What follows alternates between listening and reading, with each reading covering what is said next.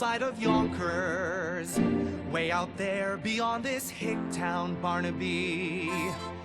There's a slick town, Barnaby, out there, full of shine and full of sparkle. Close your eyes and see it glisten, Barnaby.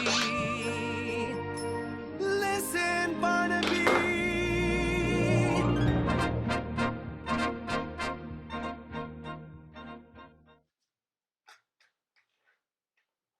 Hello, internet viewers. I'm the fairly OddGamer.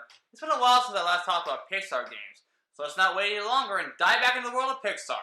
So which film will I talk about, you may ask? Well, how about a lovely little film simply called WALL-E? WALL-E was released in theaters on June 27, 2008 by Disney and Pixar, and became a successful hit for both critics and audiences. I was intrigued when I saw it in the theater, and it still intrigues me today. It was the first Pixar film to ever feature live-action characters and/or segments, primarily clips from Hello Dolly. The film grossed over $500 million at the box office and received a 95% on Rotten Tomatoes. And of course, with any Pixar movie at the time, there's always a video game tie-in. In fact, this movie alone has multiple versions of the tie-in game. So for this review, I'll be looking at the Xbox 360 version. Is it as good as the film it was based on? Let's find out. The game was published by THQ and was developed by Heavy Iron Studios, but I just reviewed Battle for Bikini Bottom. The game was released 3 days before the movie's theatrical release, so those who bought the game beforehand were most likely spoiled. Anyway, the game starts off at a dumpster, which is pretty close to how the movie began, as we listen to a rendition of Put On Your Sunday Clothes from Hello Dolly, not sung by Michael Crawford. We see WALL-E turning trash into small cubes when he comes across a small cockroach, which he has to follow. And getting an achievement for simply moving. Well, that's nice. Use the control stick to move and jump with the A button. In addition, you can roll into a cube for slides and/or certain puzzles, and it works pretty well for the most part. You can also use the precise aiming mode, which is mostly used for precisely targeting enemies. I never used that mechanic until later in the game. I also like the checkpoint system because each save is sponsored by and large. It really is clever in my opinion. You can also collect these E things called wall-ups, and collecting a certain amount of them will unlock new multiplayer features of the game. In addition, you can collect art books, radios, and even souvenirs that may be Easter eggs from other Pixar movies, like Rex from Toy Story. As mentioned before, WALL-E can form cubes from compacted trash, but here's the catch, he can only carry 3 cubes at most. These cubes are mostly used for throwing at targets and enemies, and some cubes can even charge up pylons that allow platforms to move and even progress through levels at times. There are also these prepare items used to operate B&L vending stations that allow WALL-E to form more trash cubes. Touching acid or even getting hit by enemies causes you damage, and you die if you lose all your health. Thankfully, you have infinite lives in this game, so basic stuff. However, WALL-E can regain health by finding these sonar tokens that partially fill up your health, or use a sonar charging machine to recharge up to full health. So with that out of the way, I love how the music for the first level is the same music used in Hello Dolly. It makes sense because the clips of Hello Dolly were used as part of the plot for the movie. So while following the cockroach, he manages to find the boot with the plan inside, which is a very important plot element from the movie. After a long tumbler sequence, WALL-E jumps over a steeple, I think, and finds a spaceship that has just landed. It's here where we first see Eve as she hops off the ship and WALL-E catches a small glimpse of her. Eve's gameplay is not as simple as you think it is. She hovers everywhere and touching anything that isn't air causes her damage, but at least she can quickly recover. Like the bubble missile in Battle for Bikini Bottom, she has inverse vertical controls. Speaking of which, her controls are very difficult to handle. You press L to move, hold A to accelerate, and a choice of either the R trigger or X to blast her cannon at targets as well as enemies. Anyway, after shooting at cars, Eve has to maneuver through these tunnels in which you can avoid and or destroy obstacles via cannon.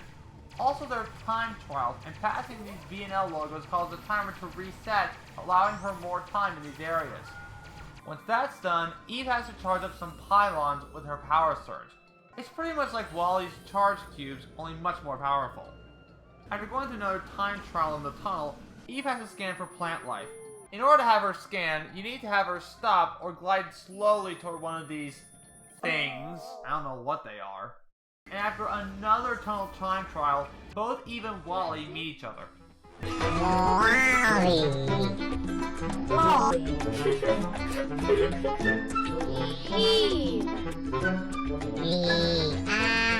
Suddenly, a sandstorm appears.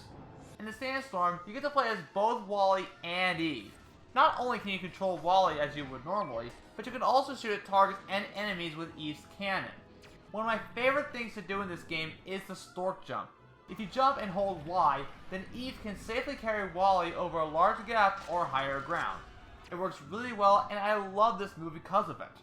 After a bit of platforming and throwing more cubes into a bucket, you have to destroy this robot called the Wall A by using Wally's box form to knock the B&L bins that release explosive barrels. After that, they make their way to Wally's home as he gives her the boot with a plant inside. You know, the one that he found in the beginning of the game. So Wally gives Eve the plant, which causes her to go into standby mode, resulting in having Wally worried. But suddenly the spaceship returns, only now it takes Eve with the plant inside. This is a time mission where Wally has to quickly make his way to the spaceship before it takes off with Eve in it, while avoiding or knocking over obstacles in his path. Once that's done, Wally hitches a ride as they make their way to the mothership in Axion. However, Wally gets spotted by an MO robot, classifying him as... how does the movie say it? Sorry to terminate. Thank you. So while in the Axiom, Wally can jump over obstacles and can magnetize his way over red floors. Avoid them at all costs because one little touch can lead to instant death. Also, don't touch these pink floors either. They don't cause instant death, but it can still damage you. Plus, Wally can also throw cubes at MO robots to distract them, and that's it. Anyway, you find some key cards, float to higher ground, and there you'll find all the citizens who fled Earth and lying on hovering chairs surrounded with technology. If at any point you run into any citizen, it causes a traffic jam, resulting in you losing health. And that's pretty much it. Avoid citizens as well as red floors and reach the tram to Captain McCrea's headquarters. Captain Brolin has brought back a sample of life from Earth. It's a little early for jokes, Otto. Before we move on, let's talk about the voice acting. I'm glad they managed to have the voice actors reprise their roles from the movie, such as Bryn Burr as Wally, Elisa Knight as Eve, Jeff Garlin as the Captain, and the computer Macintosh as Otto. Or as I like to call it, Apple BS. Before Siri. The Captain finds Eve returning with a positive probe response, which excites him because the plant inside Eve is needed for them to return home. Unfortunately, the plant is nowhere to be found, and the Captain orders Eve to diagnostics for repair and Wally for cleaning. Because, you know. Sorry to terminate. So Wally arrives and is still worried for Eve. However, he manages to obtain Eve's arm cannon and it's up to Wally to make its way to the repair ward and save Eve. And this is the only level where Wally can actually attack enemy robots via arm cannon.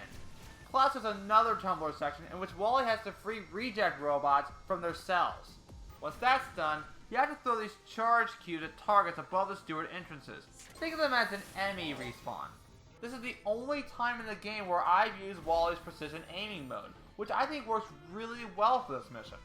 After that, you have to throw more charge cubes at these turrets, as well as the control panel that respawns more enemy robots. It really is a tedious mission having to throw cubes at the turrets while trying to avoid any enemy attacks. So be sure to recharge your health as often as possible, otherwise you won't be able to complete the mission. Once that's done, Wally saves Eve from the repair ward, but she's still mad at him for losing the plant.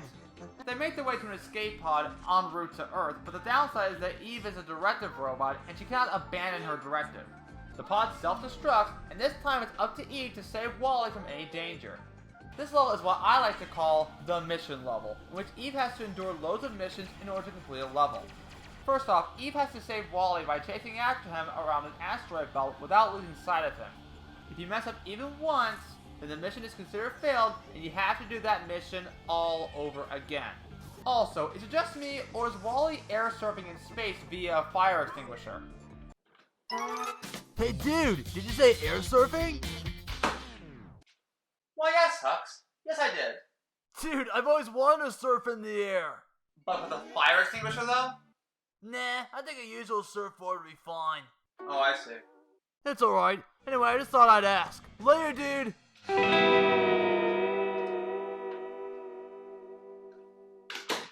Once that's done, you have to endure another tunnel time trial that I love so much. Oh joy! Anyway, Eve saves Wally as he gives her the boot with a plan inside. Then the level's done, right? Nope, it turns out there are more missions in this level. Like Eve flying through rings. A bit finicky, but it's still better than Superman 64. Even Finding Nemo for that matter. Anyway, after that, you have to destroy this asteroid under a time limit. Nothing much to say about it, so moving on. After one final tunnel time trial, we finally get a mission that's not monotonous, but still cryptic to say the least. Eve has to get GO4 to open the door to gain access to the bridge. All you have to do is destroy these steward robots and use the power source to charge up the pylons. But that's not all. You also have to shoot these targets in the rotating arms of GO4 in all 3 levels. However, if you die at any point, you have to start that mission again from the beginning. Now that's what I call a challenge. After getting access to the bridge, Eve retrieves the plane and it makes the captain really happy. But Otto refuses to let them return home. Why is that? Because he claims that the cleanup of Earth was unsuccessful. As a result, Otto throws both Eve and the plant to the garbage chute. This is mutiny! Mutiny! Well, at least there's no furnace. Or incinerator for that matter. Don't worry, we only light it on Tuesdays. So Wally hears Eve as he too makes his way down to the garbage chute with MO right behind him. It's here where we're introduced to these magnetic cubes that can repel any metallic objects or debris. The only downside is that this is the only level where these cubes are ever found. But you can also throw charge cubes to gain access to new areas behind red lasers. This level also introduces supercharged cubes. It's pretty much the regular charge cubes, only much more powerful. So far, I actually like this level. That is, until we get to the 3-way conveyor belt. I cannot stand that portion of the level at all. You have to perfectly time your way through these conveyor belts while slaloming by these light blue walls and avoiding these pink floors. You can't even imagine how many times I've died just to get through this. Especially this part where you have to go through the middle conveyor belt. The only way to get through this part is to either time it perfectly or just being lucky. Anyway, after going through these conveyor belts, he finds Eve as well as the plant as they, along with MO, escape the garbage chute and head back to the deck. Can I just say right now that the graphics in this game look amazing? It managed to take everything from the movie and turn it into a fully developed game. Everything from the models, animations, cutscenes, it's all there. It feels like I'm playing the whole movie in game form, and it looks incredible. I even love the look of the Axion. It's just incredible to look at. I also want to point out that every cutscene in this game is fully rendered from the game's engine, which I actually enjoy. This will also happen in later Pixar games like Toy Story 3.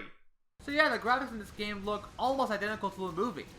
Anyway, the captain tells Wally and Eve to get the plant to the holo detector, which he manages to open while fighting Otto. At the same time, both Wally and Eve have to make their way to the holo detector while fighting off robots sent by Otto. Not only can you use charge cubes to progress through the level, but you can also use the stork jump to avoid red floors and platform your way to the holo detector. But uh-oh, Otto tilts his ship and tries to close the holo detector. I just love how we can hear a Wilhelm scream in space. With the ship tilted, Wally has to slalom his way through the passengers, avoid the red floors, and get the plant to the holo detector before Otto closes it. And that's what he manages to do as he struggles to keep it open. I'm the captain around here, and I say we are going home today. The captain disables Otto and straightens the ship while Eve inserts the plant to activate hyper jump while freeing Wally, now partially damaged. Punch it!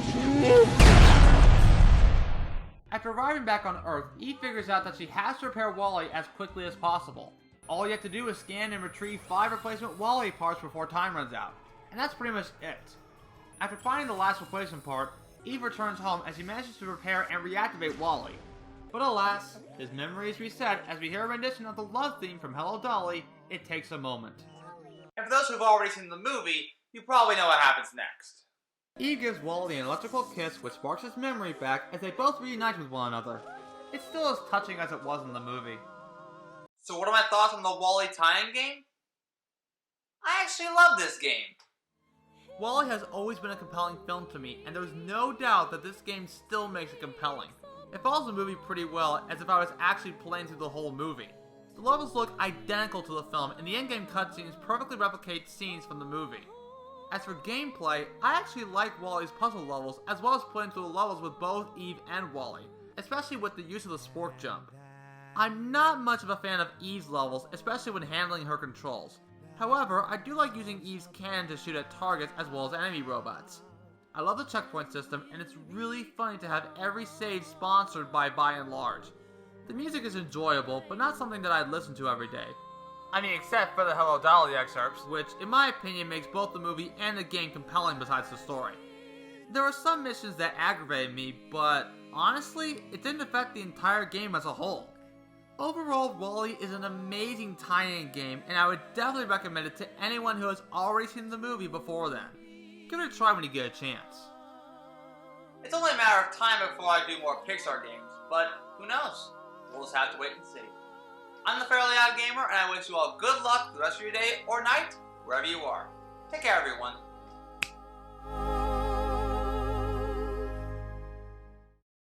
How's it going, dudes? Be sure to subscribe and hit that bell icon if you want to get notified for upcoming videos. Also, be sure to check me out on Facebook, Twitter, and Instagram. And now, here's one of my buddies to finish out the video.